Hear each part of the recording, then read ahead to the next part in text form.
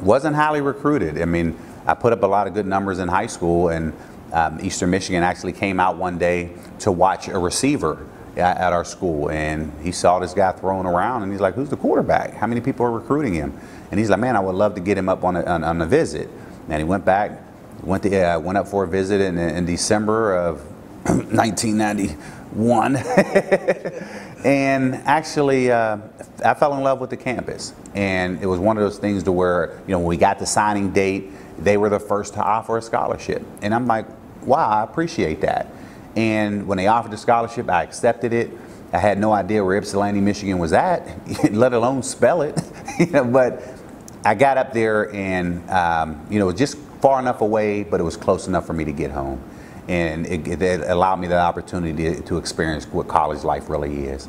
And wouldn't change it for the world, and I love my experience at Ypsilanti. Well, I think the biggest thing for me, not just on the field, it was one of those things that when you get to class and you get a syllabus and it's telling you what to expect the next 4 weeks. Well, when you're in high school, you can study the night before the test, get an A on it, and that's kind of where it is. But if you slip up and you now try to study the night before, there's no way that you can cram in 4 weeks of work and then expect to get good results on the test the following day.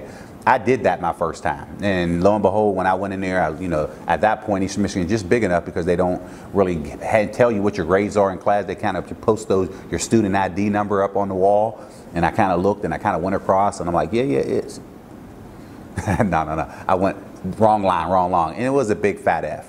And I'm thinking to myself, like, wow, that was my first experience in college. I can't do what I did in high school and expect to get away with it, let alone stay on the field, if I don't handle what I need to handle in the classroom. That changed my whole thought process. That was the only bad grade that I received in college, and it just changed it to the point of saying, hey, you now need to make sure that you need to know that nobody is looking over your shoulder anymore. Your mom's not there, your family's not there.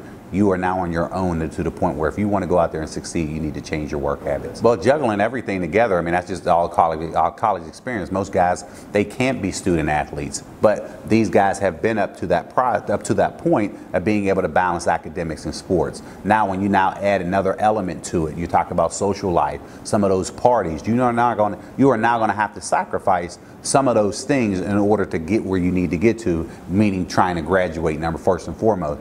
Because what you'll see is a lot of those kids, they choose the social aspect, they're going to those parties, but guess what? They're not around the next semester. They're not around the following year because they failed out. And I've had valedictorians who thought that they were all everything to the point where coming in, but they ultimately failed out because they weren't able to balance everything.